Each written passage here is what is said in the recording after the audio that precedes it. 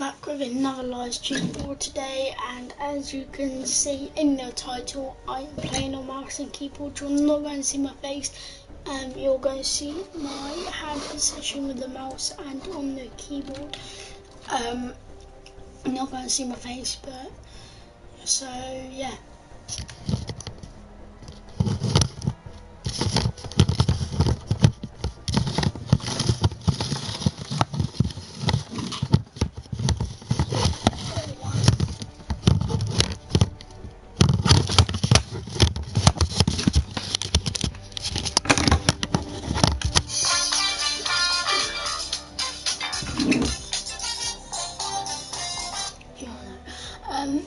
Guys, you're not going to see my mouse and keyboard, I am sorry, but just to prove, you are going to see it at the bottom. So I could be playing some duos,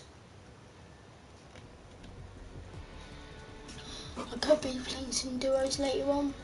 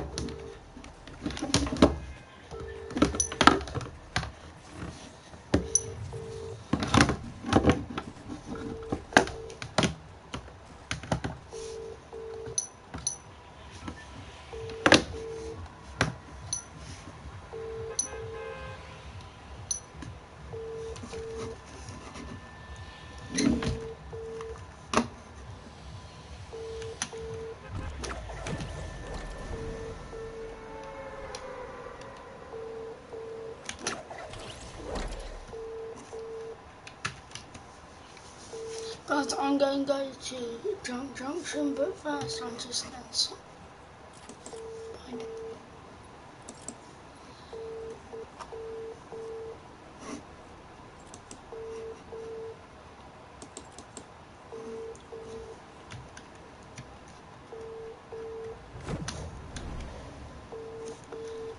Come on, Callum. Never mind.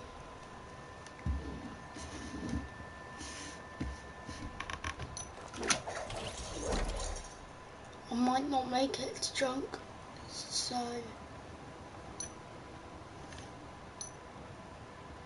I'm coming to go, or going to go, not coming to go, I'm going to go Crater.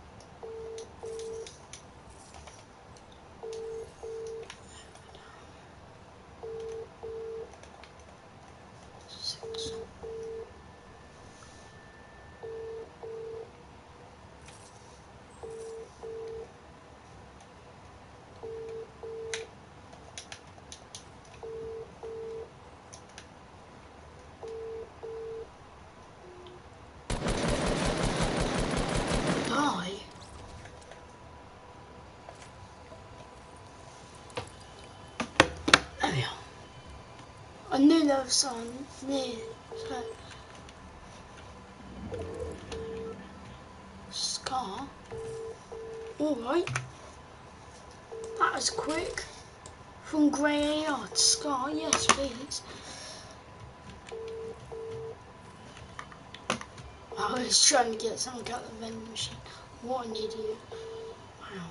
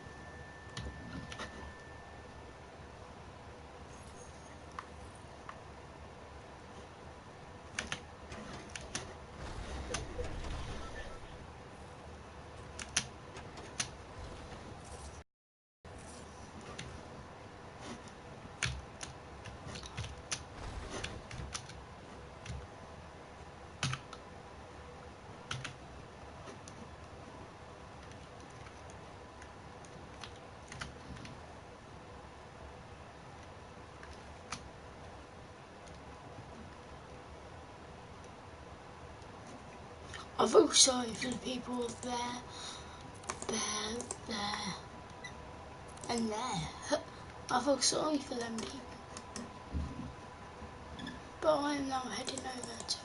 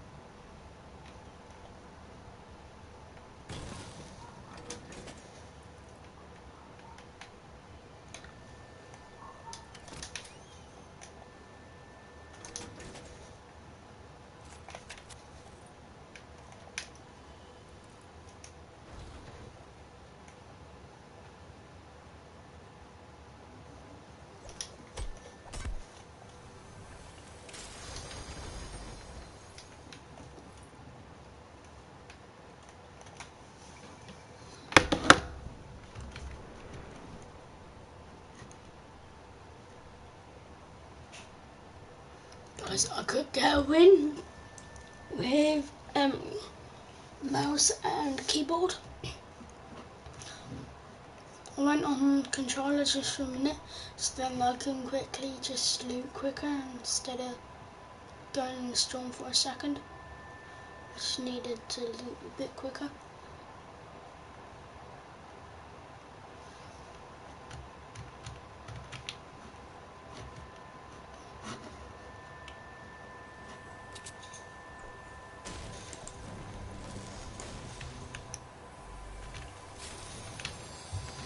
Oh, yes, please.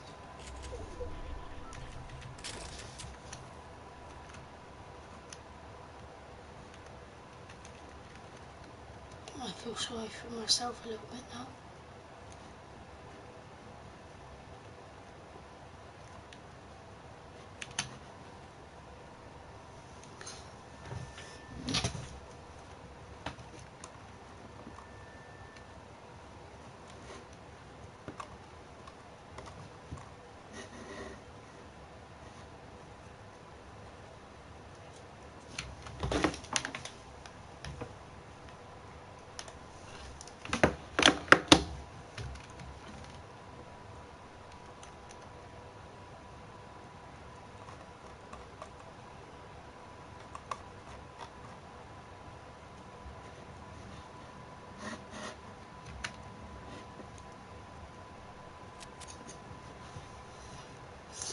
Guys, I don't know if I actually said this, but I was thinking it that I'm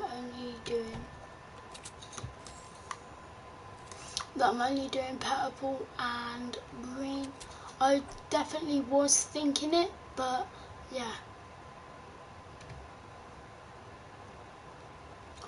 Llama?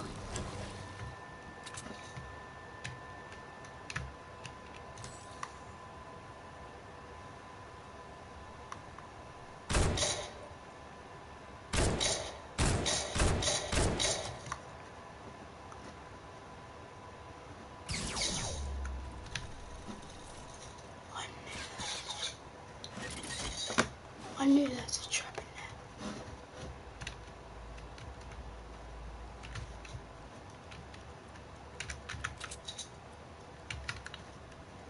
So awkward. Yeah, screw it, I'm playing on.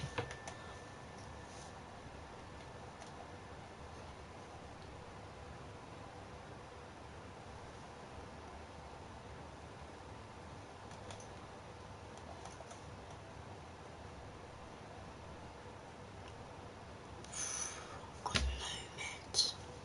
No meds, I should have carried some shields. Crap. It's hard. Oh wow, top 7 or top 8, sorry.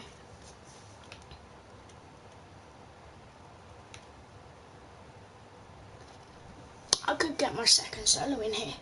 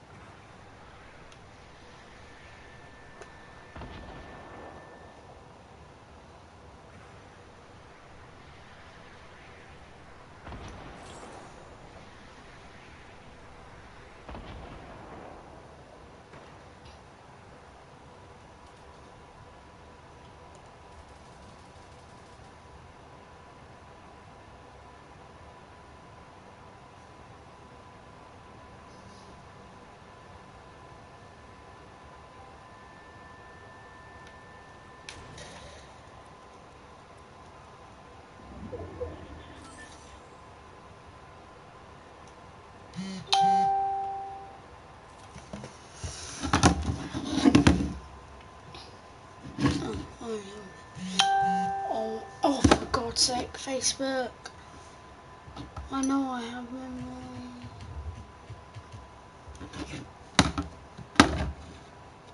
And yes, I have Facebook, guys, don't judge.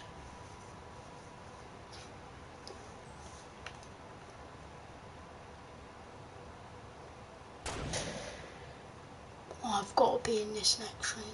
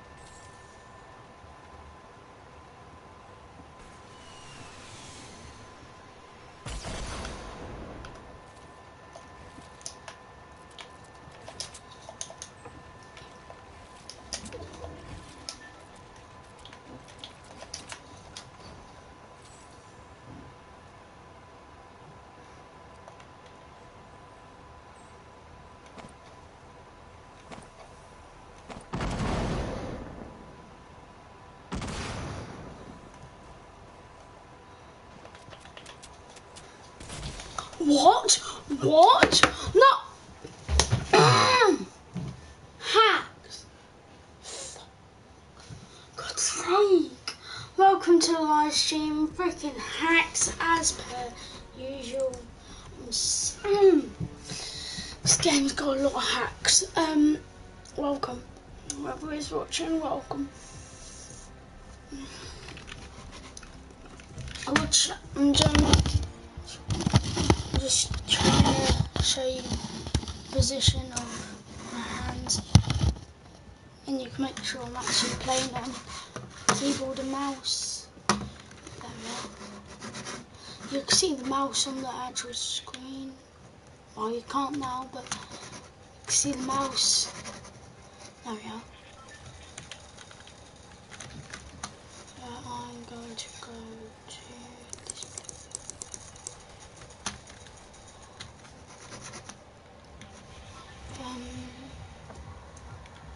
Hello guys. Actually no, there's going to be a lot of people. Oops. I'm going to go to the house on the mountain. If you don't know what I mean this one. This feels so weird.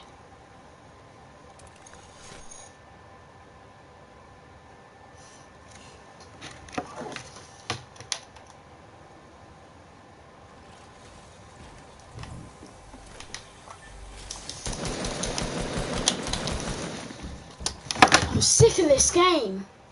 Sick of this freaking game. It's stupid.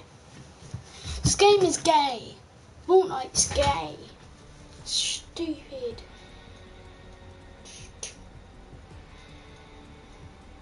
Stupid. I don't know.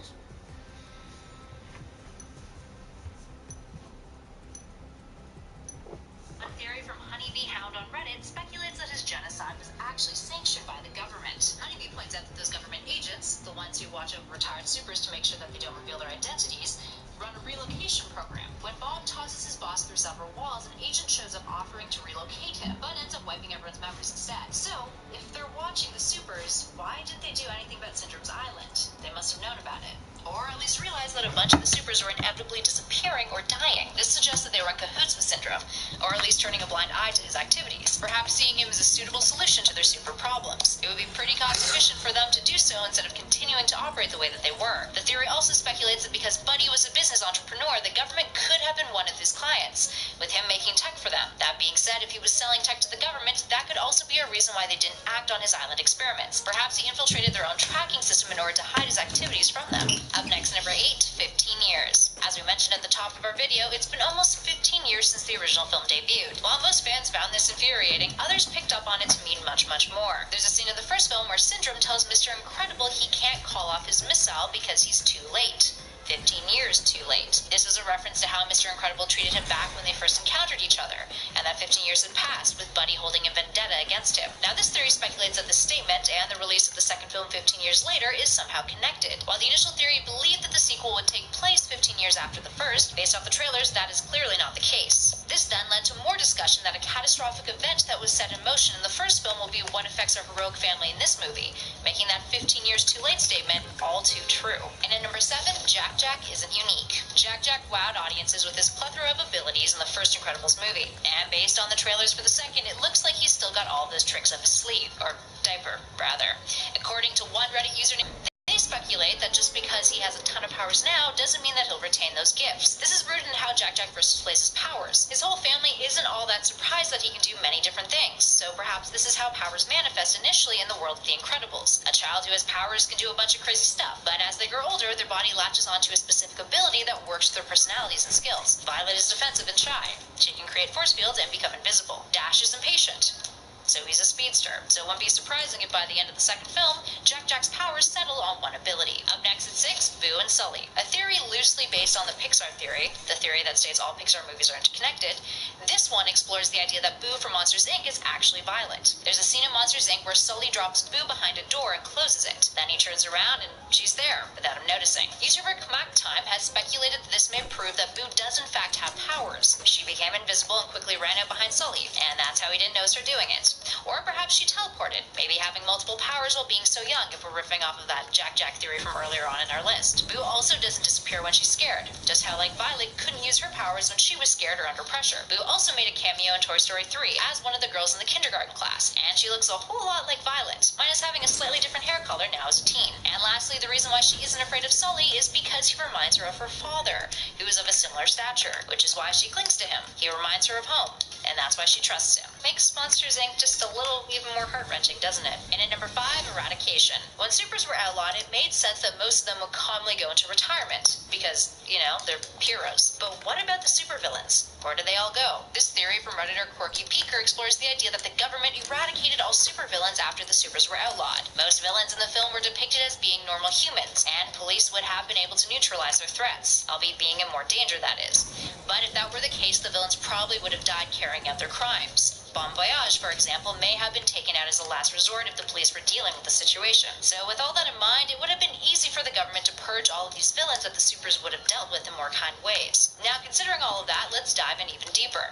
If those are the kinds of villains that were popping up, why did we not see any villains who had powers? It seems unlikely that every individual who developed superpowers would have been down to only use them for good, especially when the heroes were outlawed. So who's to say that the government didn't intervene and use extreme measures, like brutally hunting them down and killing them in a way similar to our previous Syndrome government theory? Up next, number 4, Cheating Husband. This theory pokes at the idea that Bob cheated on Helen. In the beginning of The Incredibles, Helen suspects that Bob cheated on her after she finds a strand of blonde hair on his suit.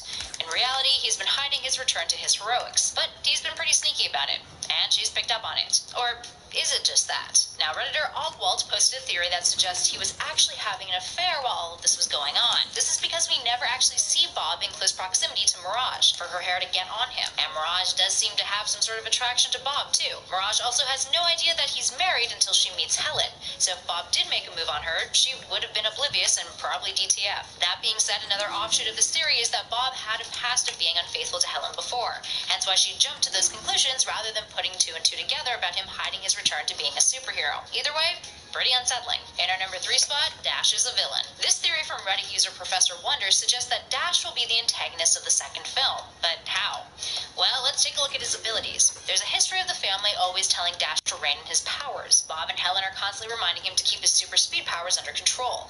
The theory suggests that as a teenager, he'll be even less susceptible to listening to them. On top of that, he has a history of using his powers to misbehave. He once put a tack on his teacher's seat. As Professor Wonder put it, Dash is able to garner some positive attention by doing something negative. Now compare that to Bunny from the first film. All he wanted to do was become Mr. Incredible's sidekick, and when he was shut down, he became the supervillain syndrome. Could a similar formula go down with Dash? Well, the our group of friends have been playing the same game of tag for 30 years. You punched me! It's so much more than a game. Possibilities of Dash turning against his parents out of teen angst don't really seem entirely out of character. Becoming a full-blown villain may be a bit of a stretch for the speedster hero. In our number 2 spot, Edna is a reformed villain. It's hard to not look at Edna and think that she's got some serious villain face at times. It's true, her expressions can look downright sinister. While most of us just chalk that up to intensity and passion, it got others thinking. According to a theory posted by Fifth Circle of Nell on Reddit, Edna may be a reformed villain. They break it down into 5 points. The first being that she's got a throwaway line about not looking back or dwelling on the past because it's distracting. Second, she's a bit of a fanatic when it comes to witnessing combat. Third, I quote, her entire facility is somewhat villainous. The style is severe and imposing. It's equipped with auto turrets, flamethrowers, and explosive ordnance. It's surrounded by a gate and has armed guards. Now, other supers and those associated with them live in hiding, but they don't seem to feel like they're in any sort of danger in their day-to-day. And neither does Edna. She has those things because she likes them. Fourth, she doesn't seem to like her guards that much. Fifth Circle of Nell suggests that this is because they're government handlers, and she's been allowed to operate still because she's reformed. Even if they weren't government handlers, she does treat them in a way that a villain would treat their minions. And lastly, she made a suit for Jack Jack, which is something that the Pars would never have considered doing. The argument behind this point is that Edna thinks like a villain, and knows that Syndrome would still target Jack Jack regardless of his age. So, all that being said, kind of makes sense, doesn't it? And finally, in our number 1 spot, Violet isn't Bob's daughter. This one comes from a Reddit user named DesiLonda101, who dived deeper into the mystery as to why Violet's hair color is different than the rest of the family's. Now, in case you didn't notice, Violet's hair is black, whereas everyone else is blonde, minus Mrs. Incredible's dark red. While most assume that Violet, being a tween, must have dyed it, this theory speculates that this actually isn't the case. There was a character who lends Helen a plane in the first film, so that she can get to Syndrome's Island. His name is Snug. He was initially supposed to be the one who piloted it, and dies in a crash, but this was all cut from the film since there wasn't enough time to develop his character. But we do get to see a photograph of him, with his arm around Helen. He's wearing a baseball cap, but underneath his hair looks fairly dark. So the theory suggests that perhaps Helen had slept with Snug in the early days of when supers were being outlawed, since times were tough and Bob had difficulty holding down a job, meaning there was likely some marital disagreement. Being unable to hold a job, the couple likely had to move around quite a bit, so she wouldn't have been able to maintain the affair. She eventually finds out that she's pregnant with Violet, and it brings her and Bob closer together. To further emphasize the possibility that this affair could have happened, consider this. Helen keeps the photo of Snug in her room next to a picture of the family. When she borrows the plane from him, she says, "I'm calling in a solid you owe me." Helen's assumption that Bob is cheating in the beginning of The Incredibles may be because of residual guilt that she has for having an affair, making her jump to that kind of conclusion. And lastly, if you compare the kinds of powers that Violet's brothers have versus hers, the other two have shown traits that are more fitting of being Mr. Incredible's children. And if none of that convinced you, look at the shape of Violet's head. It's a pretty spot-on match for Snug's head shape, isn't it? On the flip side, if you're not a fan of this theory, you may be glad to hear that in the initial concept art for Snug, he didn't have black hair. It was more of an ashy blonde. Alright, there we have it, friends. Which of these theories do you think actually stands a chance of being accurate? Which ones do you think are complete BS? And if any of these actually panned out, how do you think they'd affect the upcoming film? Give us a shout in the... Alright, if you want that lean, chiseled look that girls go completely crazy for, you know, that Hollywood look like you see... Hi, I'm Eric Boss, and Pixar's Incredibles 2 is a new full trailer with lots of interesting clues hinting at the movie's plot, some subtle Pixar Easter eggs, and a creepy new villain to teach us the dangers of staring at screens for too long. Not this screen, though. Keep watching, please, I need attention. And what better way to keep your attention than to go through this trailer frame by frame to point out everything you missed? And as always, spoiler warning in case any of my predictions end up being too accurate. Let's get started. Did you wash your hands? With soap? Did you dry them? What? Is this all vegetables? Who ordered all vegetables? I did. Okay, and the trailer opens It's with the Parr family at dinner, and right away notice Dash's shirt. Also Helen's shirt, Violet's shirt, and headband. These are the same exact outfits that they were wearing on the day of Dash's track race at the end of the first movie, which of course was interrupted by the arrival of the Underminer. So this movie is picking up right in the middle of that whole timeline, dealing with the immediate aftermath. Also notice this room. There's a bed right next to the dining table. Yeah, this appears to be some kind of cramped hotel room or studio apartment, probably wherever the Parrs had to stay in after their house was destroyed. And then the Chinese takeout carton includes a Pixar Easter egg reference to several past Pixar movies, including A Bug's Life, Toy Story, Monsters Inc., Ratatouille, and the family dinner scene in Inside Out, which actually, yeah, is a very similar scenario to what the Parrs are going through right here. Ooh, off to a good start with all these missables, so let's keep going. So, are we going to talk about it? What? The elephant in the room. What elephant? Thank you for watching this live stream, guys. I know the short I'll Okay, do here another Violet one brings up the later. new elephant in the room for But Incredibles see 2, you later, Helen's new guys. gig, I'll see which you we get a glimpse of here. later Helen on has today. returned to her old classic Elastigirl